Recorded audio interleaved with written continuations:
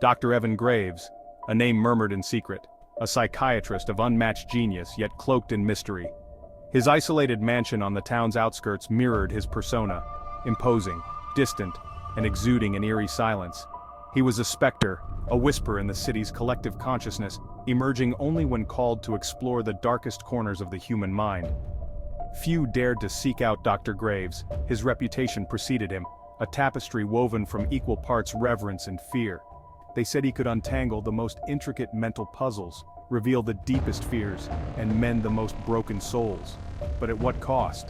The whispers suggested unorthodox methods, a darkness that trailed in his wake. His office, a haven of shadows and secrets, was a testament to his unconventional practices. The air was thick with the scent of ancient books and the faint aroma of sandalwood. A grandfather clock ticked with an almost sinister rhythm, its pendulum a constant reminder of time slipping away. And at the heart of it all sat Dr. Graves, his eyes, two bottomless wells of knowledge, reflecting an unsettling intensity. Tell me, what haunts you? His voice, a low, resonant baritone, was a hypnotic melody that drew his patients into a state of vulnerable surrender. Each word carried an almost supernatural power, a command that transcended the boundaries of language. His gaze, unwavering and penetrating, seemed to pierce the veil of their carefully constructed facades, exposing the raw, unvarnished truth beneath. And they would tell him everything, their deepest fears, their hidden desires, the secrets they had sworn never to reveal. Under Dr. Graves's probing questions and hypnotic suggestions, their carefully constructed walls crumbled, exposing the raw vulnerability that lay at their core. He reveled in their confessions, his own darkness feeding off their fear and shame. Control, he realized, was an intoxicating elixir. To hold someone's deepest fears in his hands, to mold their thoughts and actions to his will, it was a power he craved with an almost primal hunger. The realization dawned slowly, a chilling epiphany that sent shivers down his spine. He could use his gift, this ability to manipulate the human psyche, for more than just therapy. He could be the puppet master, pulling the strings of his patients' lives, guiding them towards his own twisted ends. The first experiment was subtle, almost imperceptible. A suggestion planted in the subconscious of a wealthy socialite, a compulsion to donate a substantial sum to a charity that, coincidentally, Dr. Graves heavily invested in. The success was exhilarating, the ease with which he manipulated her, intoxicating. He honed his craft, his methods becoming more audacious, the lines between therapy and manipulation blurring into oblivion. He justified his actions as a necessary evil, a means to an end. He was merely guiding his patients, helping them to confront their darker impulses, to act on the desires they kept suppressed. Mr. Caldwell, a prominent banker known for his ruthless business practices, became Dr. Graves's next target.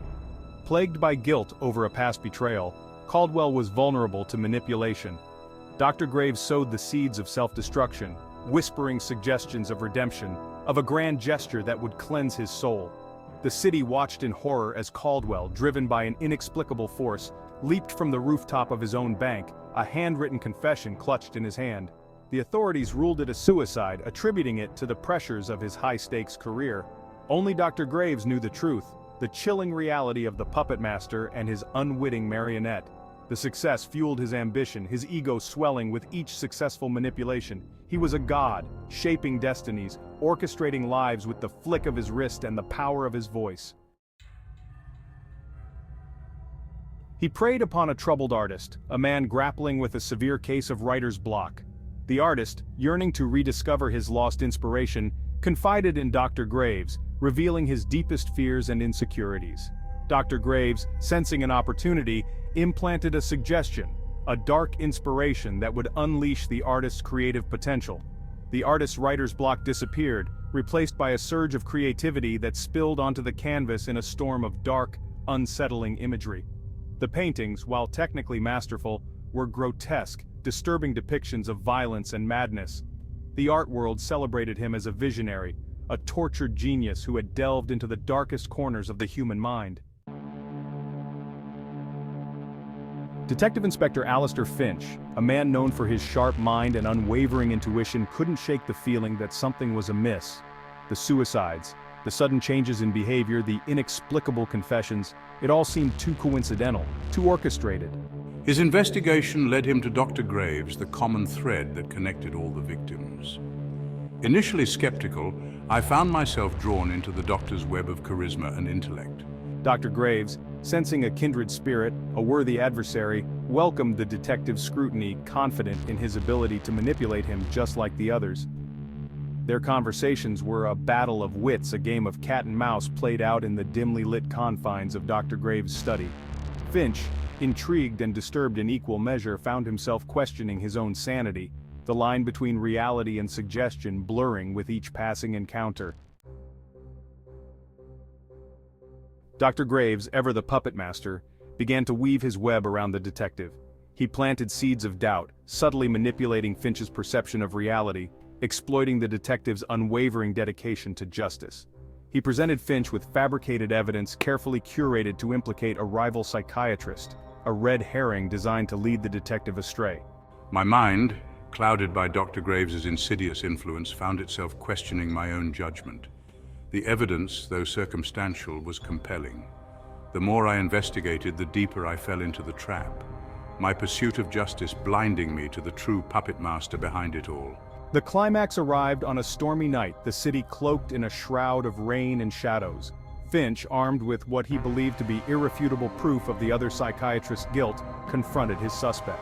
The confrontation was tense, a powder keg of suspicion and accusation. As Finch moved to apprehend the suspect, a sudden realization struck him. The evidence, the testimonies, the seemingly irrefutable proof, it was all too perfect, too neatly tied up. It was then that he saw it, a flicker of triumph in Dr. Graves's eyes, a subtle smirk that betrayed his carefully constructed facade. The game was up. Finch, his mind snapping back into focus, realized the depth of Dr. Graves's deception.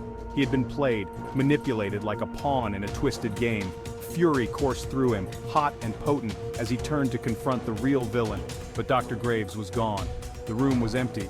The only sound, the howling wind and the incessant drumming of rain against the windows. Finch had been outmaneuvered, outsmarted by a mind far more cunning and devious than his own. Days turned into weeks, weeks into months. The case went cold, the trail growing fainter with each passing day. Finch, haunted by his failure, became obsessed with uncovering the truth about Dr. Graves, his determination fueled by a burning need for justice. Then one foggy morning a letter arrived at Finch's doorstep. The handwriting was unmistakable. Dr. Evan Graves.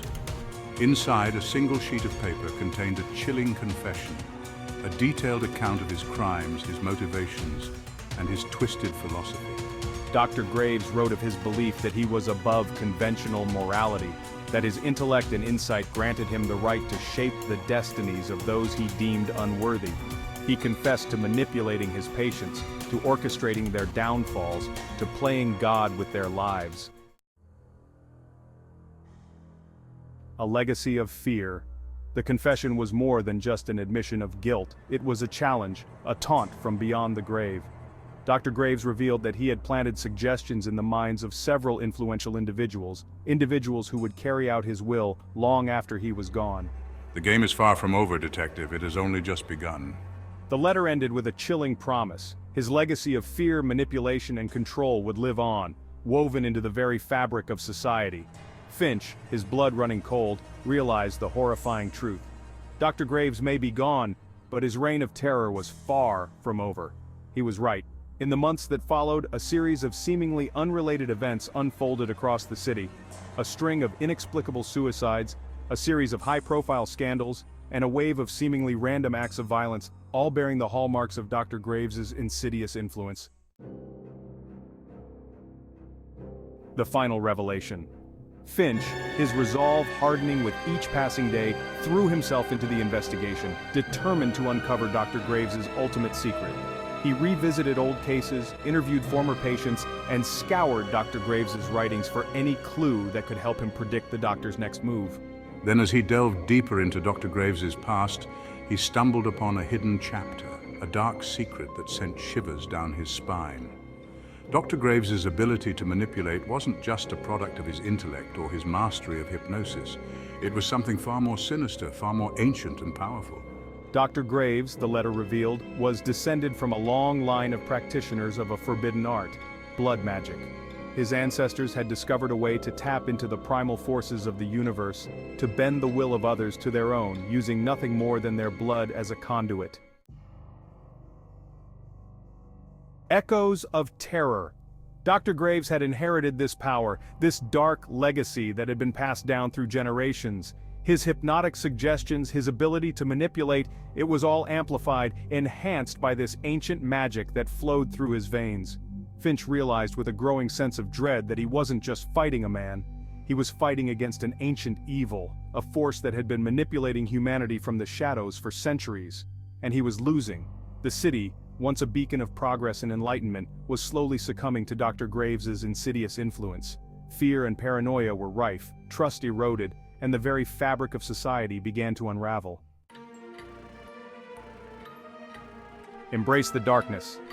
Dr. Evan Graves, the brilliant psychiatrist, the master manipulator, the puppet master, had transformed into something far more malevolent.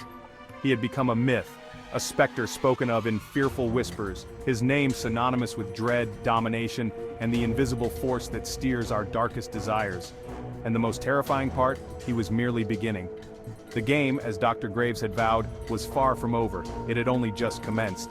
And Detective Inspector Alistair Finch, the man who had the courage to confront him, was now the sole barrier between the city and the void. Don't forget to like, share, and subscribe for more chilling tales.